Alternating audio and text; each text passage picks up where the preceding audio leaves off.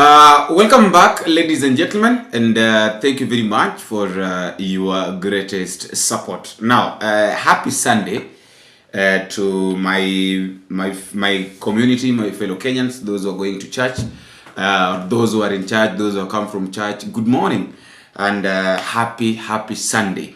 To those of our brothers and sisters who are in church yesterday, you had a very good service. But for those who are going today, I hope we're going to have a very, for those who are already in church today, I hope your Sunday is going to be fine, and God is going to do it to you. Now, as we get into this discussion, fellow Kenyans, let me start by saying this, that, sometimes you get some informations and you are shocked, like, why did this happen? I told you yesterday that I lost somebody who is dear to me, but that one does not mean that we can't work, does not mean that we stop working, because at the end of the day, it's God who created us, and from dust we came from, and from dust we shall go. So that happened. Just waiting for the program and all that, what to be done, at what time, when, and all that. And I know that all shall be well. But at the end of the day, all in all, we have to be strong and we have to keep going. So, fellow Kenyans, as we get into this discussion, there is something that I would like to talk about, the issue of Murkomen, that is the CS of the Interior, going to campaign for Yoweri Kaguta Museveni in Uganda.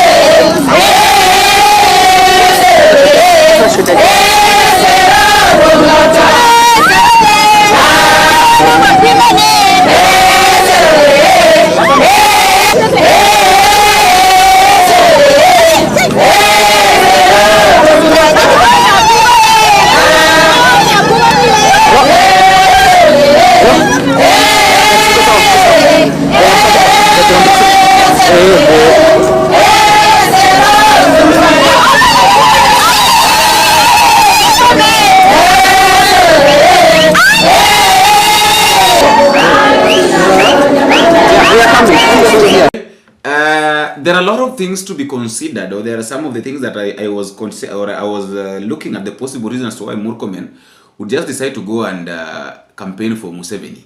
But before we get into that, or before I read for you, there are around 6-7 points.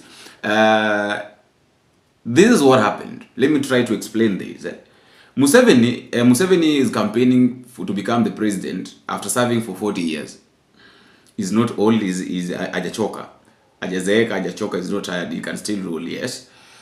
At the same time, his counterpart, or his political enemy, that is Bobby Wine, was also campaigning, is also vying to become the president. So these two people are rivals. Museveni has got his people, and then Bobby Wine too has got his people. Now, Bobby Wine's people came from Kenya, some of his friends. People like Bob Njagi. Now, when they went to Uganda, actually they didn't go to campaign. According to the information, is that they didn't go to campaign. They went to witness Bobby Wine presenting his papers for consideration during by the I don't know how they call their I don't know whether they have the IBC. No. I don't know, the body that helps them in their elections. But now the problem is that these guys disappeared in Uganda. Now, when they were disappearing, Murkomen was in Uganda campaigning for Museveni. So my question has been this all along. If Murkomen is the CS of Interior, and then he was in Uganda campaigning for Museveni, and then he's coming to tell us that he did not know that these guys were in Uganda, and there is nothing that they're doing about it. Are you seeing? These are people who have got families. These are people who have got people who depends on them. So it means that they also have to be considered. Why can't we consider them? Why can't we do them something? Or why can't something be done to make sure that they are safe? On Thursday night, during the news gang, this thing was talked about by Jamila. And I would like us to listen to what Jamila said before I come back so we can continue with the discussion. Listen to Jamila. What message exactly does a government send when its senior representatives take part in political campaigns of a neighboring country? Well, Interior Cabinet Secretary Kipchumba Murkomen recently crossed the border and campaigned for President Yoweri Museveni in Sebe, eastern Uganda. I'm just wondering, and of course this is just wild imagination, what if President Museveni lost the election? How would the Kenyan government, which campaigned for him in eastern Uganda, relate with the unlikely new president of Uganda?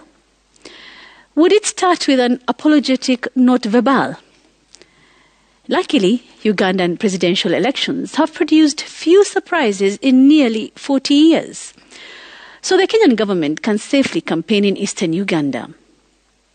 But it was not safe in the Ugandan capital, Kampala, for two Kenyans, Bob Njagi and Nicholas Oyo, who crossed the same border to support opposition leader Bobi Wine. Unlike CS Murkomen, who campaigned for President Museveni, Bob Njagi and Nicholas Oyo were not safe turning up to support opposition leader Bobi Wine. They were abducted and taken away, and their whereabouts remain unknown. Now, as a regional trailblazer in multi-party politics, Kenyan campaigns in Uganda would have been laudable if it was about exporting the good and not our bad manners. The Kenyan campaign team in eastern Uganda shamelessly fronted ethnic ties to a local community there, the Sebe. It was a region-specific assignment inspired by ethnicity, not ideology. It was such a Kenyan outing. One speaker even told the Sebe crowd to support Museveni now and in 2027 to return home and vote for President Ruto. And yet, if there was anything to discuss in Uganda, it should not have been the politics of tribe. It should have been the politics of principle. The conversation could have risen higher to trade, governance, or regional integration. In fact, colors should have been a uniting factor. The yellow of UDA and the yellow of NRM could have been a starting point for ideas. But instead, we reduced the cross-border moment to a neighborhood affair, an ethnic performance dressed up as politics. And why didn't the Kenyan campaign experts explore, say, the Buganda region, where President Museveni's opponent holds sway? Meanwhile, as Murkomen's team campaigned freely in eastern Uganda, the two other Kenyans disappeared in the west, the only mistake being on the opposition side of Uganda's political divide. The irony? The same cabinet secretary who crossed the border unbothered to campaign for one side now heads the ministry that should be asking what happened to the two men who crossed to campaign for the other. Sometimes our politics is not just careless, it's cruel in its contradictions. Because if it was right for Murkomen to campaign for Museveni, then surely it cannot be wrong for Njagi and Oyo to support Bobi Wine. Democracy doesn't stop at the border, neither should accountability. In biblical terms, this is an invitation to Interior CS Murkomen, who campaigned in eastern Uganda, to be a brother's keeper for Bob Njagi and Nicholas Oyo, who campaigned in western Uganda. And that is my memo. The level of, unfortunately, family feels, the families and relatives are obviously going through very difficult times. And then the activists have been keeping the message up. You remember they had a demo today to the Ugandan embassy. At official level, quite frankly, it's tongue-in-cheek. We had government saying, we've asked the Ugandan government to tell us where they are. Really? Really? I mean, this is the same administration that did something unthinkable, handing over the leader of official opposition in Uganda. I describe him as such because he's a very senior senior opposition figure. I don't know where the nerves came from in this country that you could actually do that without thinking of the implications, without also thinking of who we are. I mean, Kenya is supposed to be the beacon of democracy in the region. We sometimes, actually many times, think we are ahead of other countries in the region. But we can't be ahead if we can do something as primitive as handing over a leader of opposition of the level of Kizza Besigye to Ugandan authorities. They came here to Riverside Drive. And Ugandan police actually conducted a security operation on Kenyan soil. I think what we are losing is pride. National pride is disappearing, which is why I think in official circles, Bob Njagi and Nicholas Oyo are very small, because we are no longer that country that really appreciates what national pride is all about, where we sit in the international affairs. We are growing smaller and smaller, because as Bob Njagi and Oyo are disappearing in the west, that is in Kampala, our CS Interior is campaigning in the east, conducting a Kenyan-like campaign in the east, Jamila, in the east of Uganda. So why is he campaigning for the president of another country? Yes, what are we doing? Yes, it's just that we are starting to really lose some of those things. And there are things that are taught in school, but there's something that is also supposed to be natural wisdom and leadership that has to be exercised in terms of how a nation conducts itself. I think increasingly our neighbors do not respect us because they think, I mean, if they can collect Kizza Besigye from Riverside, who can they not collect from anywhere? And remember our weak reactions to the arrest of Boniface Mwangi in Tanzania. We are so held back by our internal politics, so much so that you now have, people in government who have allies elsewhere, and they're happy that Uganda is sorting out the opposition internally. That is smallness, and that's really shameful. Yet you can see how the globe is becoming complex. Diplomacy is a game of adults who can see bigger pictures. But we are playing in a really small league. Look around the region. We are having our neighbors that are emerging quite strong. And I'm not talking about Uganda and Tanzania. I'm talking about nations that really know what relations with other nations are about, what national interest looks like, what they need to do for their nations to be strong. I think we can't campaign in eastern Uganda and have our citizens who are campaigning in western Uganda arrested because they are not campaigning for the people you are campaigning for in eastern Uganda. Now, that is Jamila. Now, after Jamila'S statement, I've really gathered some information, or some 2-3 things. And my biggest question is this. A Kenyan government went to campaign for Ugandan sitting president Museveni to become the president once again. But are we not worried that if at all Museveni will fail to become the president, what would happen to the relationship between the Kenyan government and the Ugandan incoming president or the incoming government? Because You can't tell me that you campaigned against me and then I've won the election and you want our relationship to be the same. Or you want us to maintain the relationship that you had with the other guy that you are campaigning for. I think it doesn't add up. You know, Kenya, Uganda, and Tanzania should be. I don't know. I don't know how. I don't know whether I should say that these two countries, this issue of interfering or getting into other people's boundaries or maybe their elections, the way they run their country should not be considered. Let every country, let every government run its country the way it wants or the way it knows best fits its people. Because if you try to interfere, then there will be that kutakuwa na ile shida ya relationship. Are you see? Now, the possible reasons why Murkomen might have gone to campaign for Museveni in Uganda is number one, the issue of political alliance and regional influence, and whereby supporting another, we can talk about that supporting another regional leader can help build or maintain political alliances.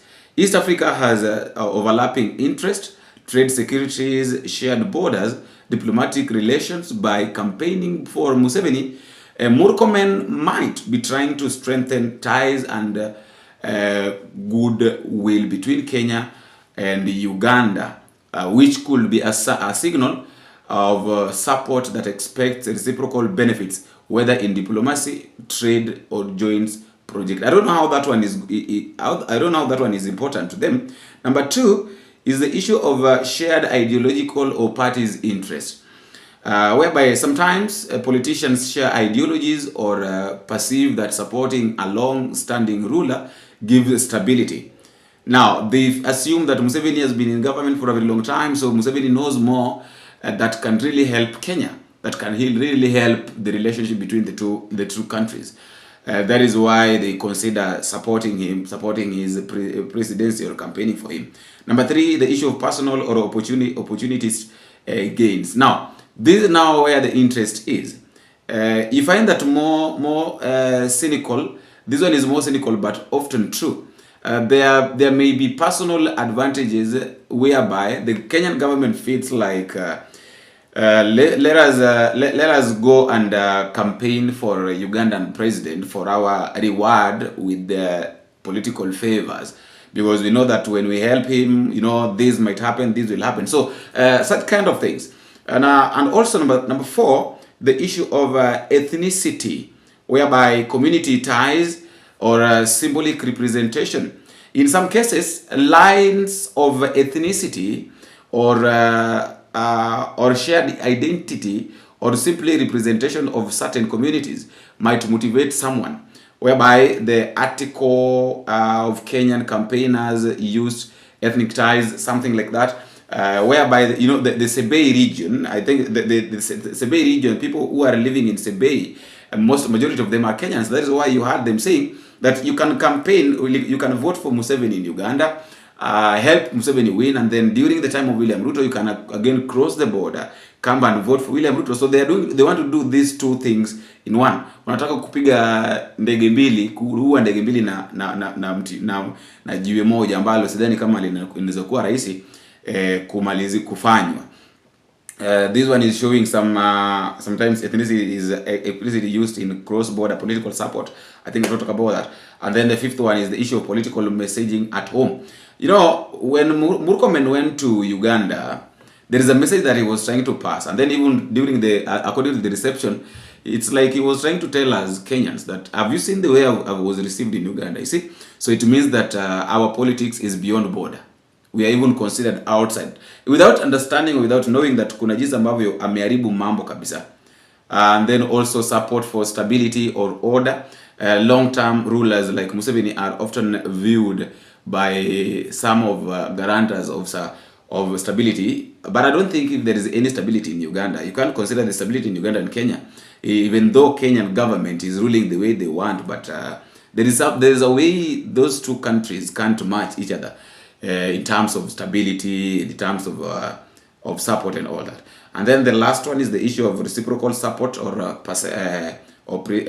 presence, whereby, as noted in praise medias, Kenya leaders or politicians have campaigned for or supported Museveni, often citing this issue of brotherhood between countries or long-standing relationship. Murkomen may be stepping in as part of that tradition. For example, the Kenyans Ruto camp defended ties with Museveni, saying we even went to campaign for him in Uganda because of the brotherhood between these two countries. I think that is how they might be defending themselves. That did you see we went to campaign for Museveni because of the relationship that we have with him? So they also want to use that for the reciprocal. Like, we campaign for Museveni, why can't he campaign for us? You see, we went to Uganda, why can't this happen? So all in all, I normally say that politicians can't do something without what can I get in return. You know, ni nini ambacho tutakipata baadaye? Because, you know, when we do this, we expect this. There are normally a lot of expectations from politicians, especially whenever they do such kind of things. But the question that we need to ask ourselves are this: number one, are there any financial ties or projects, business between Uganda and Kenya? Number two, what domestic benefit did Murkomen expect? Was it popularity, favor from its party, or something tangible? The third question was he asked by Museveni's camp to go and campaign for him in Uganda? And also, how did the opposition party in Uganda receive it? Or did they consider it, did they take it normal or something? And then the last question is, how was Murkomen's support perceived by his constituents, I think the opposition, and all that? And how is it going to be considered in the near future? After all, guys, that is just my thought, and that is all for now. Let me know what you think in the comment section. Please don't forget to subscribe, don't forget to drop a comment and tell me what you think and where you are watching this video from. Until we meet again in the next video, if it is possible, I have been your host, Museveni. Bingo.